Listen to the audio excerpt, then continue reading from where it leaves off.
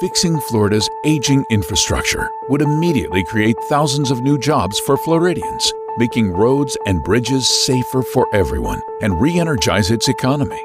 But Florida Republican Senator Marco Rubio voted against all of those things. Marco Rubio voted against bringing $13.3 billion in new transportation funding to the Sunshine State over the next 5 years.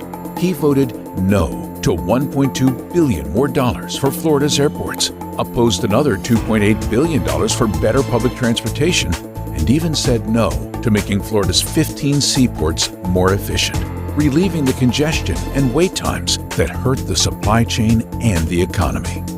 Marco Rubio won't vote for Florida. Don't vote for him.